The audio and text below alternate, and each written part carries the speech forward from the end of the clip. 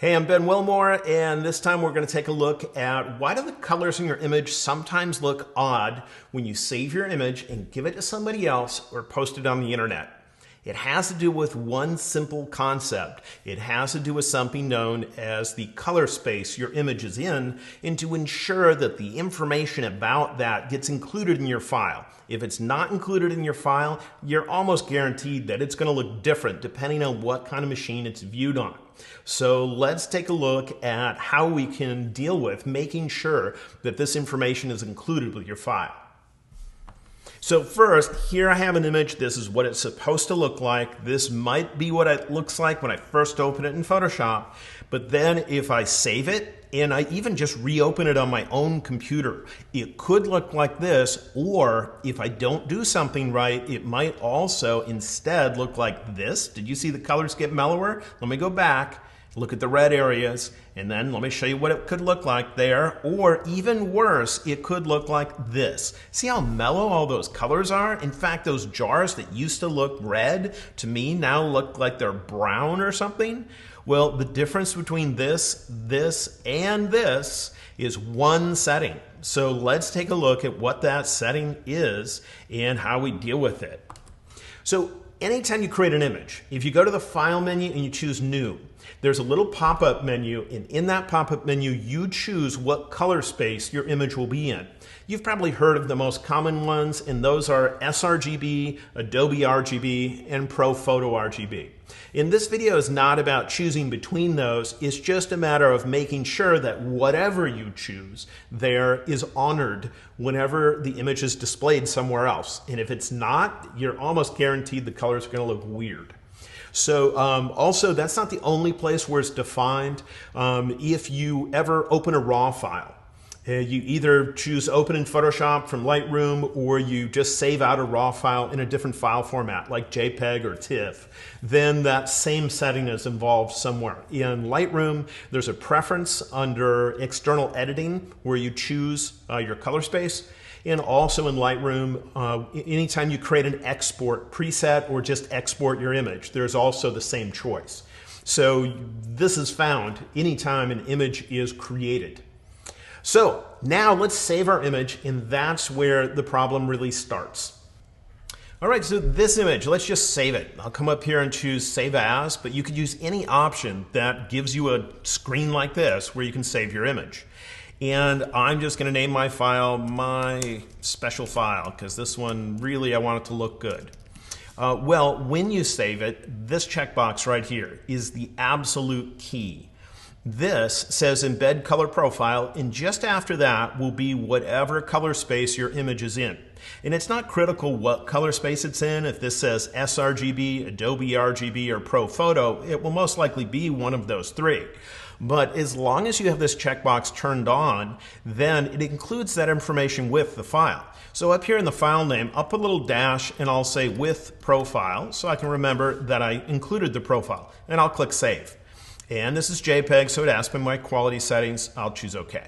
Then I'm going to save it one more time. I'll just choose Save As, and this time when I save it, I'm going to say No Profile.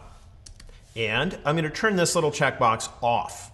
And now I'm just telling it to not include the information about the color space. Now the color space defines the exact colors of red, green, and blue this image is made out of. And if I don't include that information, then any program that runs into this file will have to guess at what it's supposed to look like because it doesn't have that critical information. So let's save that out.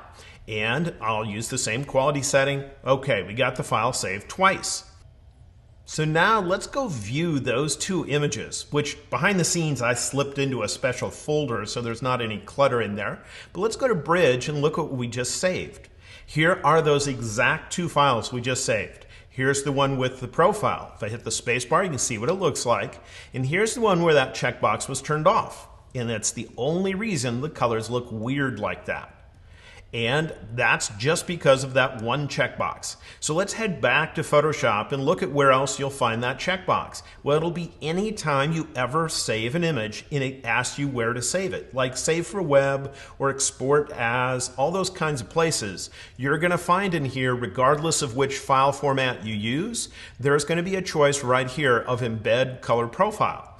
And you want to always glance at that and ensure that its checkbox is turned on. Because let's see what happens if you have that turned off when you save it. Well, what happens is your image is in a particular color space, and we can figure out what color space it is by going to the lower left corner of your picture where this little arrow down here. I think the default setting is document sizes, but if I click there, there's also a choice called document profile. Then down there you should find the words either sRGB, Adobe RGB, or Pro Photo. And if that checkbox was turned off, though, and you open an image, it will instead say untagged. Well, what happens is, as long as it has that profile tagged with the image, then it'll know how to display the image properly, and it'll look fine when you open it. If that says untagged, that's the equivalent to somebody sending you measurements. In this case, we're measuring color, but let's just say we're measuring distance instead. Maybe somebody's telling you to build a cabinet for your house, like a bookshelf. And they wrote down numbers. They wrote down, 6.5 width. And then they wrote down 12 height. And they wrote down 1.5 depth. But they didn't put inch marks or foot marks, or they didn't write mm for millimeters or cm or whatever measurement system they happen to measure in. Instead, they just gave us the numbers, and they didn't tell us. Well, if it's a bookcase, we could probably make an assumption. You just think about it and say, well, I doubt they want a bookcase that's 3.5 inches wide, unless it's for a dollhouse. And instead, it's probably, 3.5 or I think I said 6.5 feet wide. And so you could make that kind of an assumption. But when it comes to color, if the color space is not included with the image, we really don't know what it should look like. And so there is a choice that is the most common choice for this thing called the color space, and that's known as sRGB. The S in sRGB stands for standard. And so if that image is displayed in something like a web browser, or in most other programs that are not overly sophisticated about color, it's going to assume that the image was made in sRGB mode, and therefore it's going to display it using that setting. And if the image was not originally created in that space, then the colors are not going to look right. But in Photoshop, it does something different. And the thing that it does in Photoshop makes it so that image could look different on different copies of Photoshop. Like your neighbor's copy versus your brother's copy versus someone else, each one could look different. And here's why.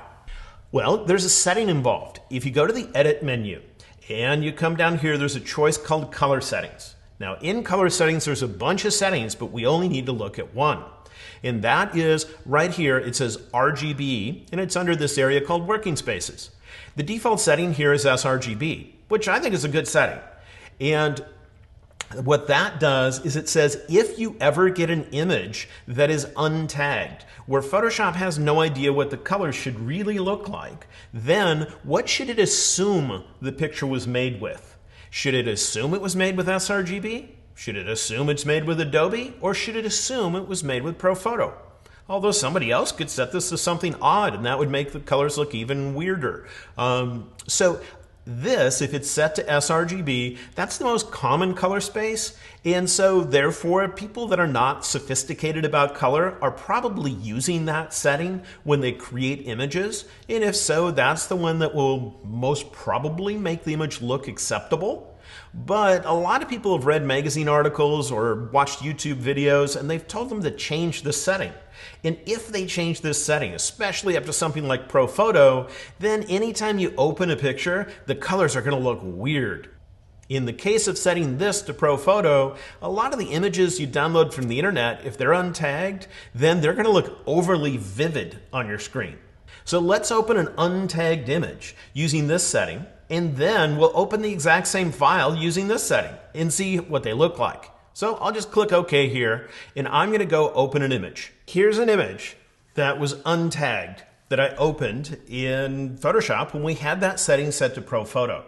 And what that means is it's assuming that when this image was created or converted from RAW to RGB mode is that it used whatever setting was up here under color settings for RGB. So it's assuming somebody used ProPhoto. Well, that is the least common working space, and therefore that's not a great assumption to be made. Here's the exact same image, only difference being when it was saved, the Embed Color Profile checkbox was turned on, and therefore it included just the little detail that this image was made out of sRGB.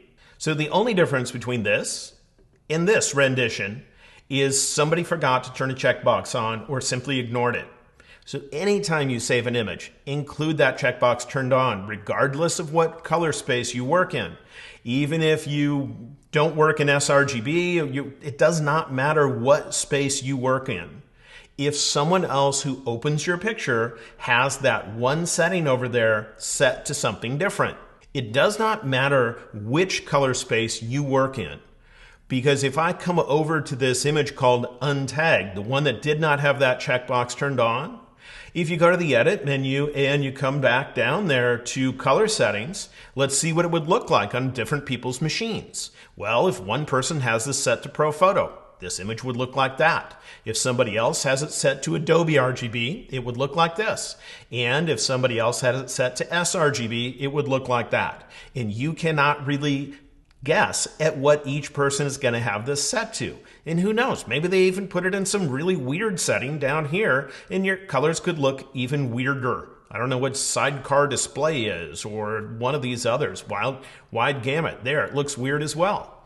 Whatever they have this set to, if it does not match what your setting was at the moment the image was created, then your colors are not going to look right. But all you needed to do to make them look right is at the first time you saved that image, when you came in here to save as, right there, this checkbox, Embed Color Profile, always, always turn it on. That's it. If you want your colors to be consistent, always turn that checkbox on. In future videos, I'll talk about what are the differences between those different color spaces and what can we do with settings like your RGB working space, what should we choose, and there's also things called assign profile and convert to profile. We can explore those as well. I'm Ben Wilmore. I'll see you next time.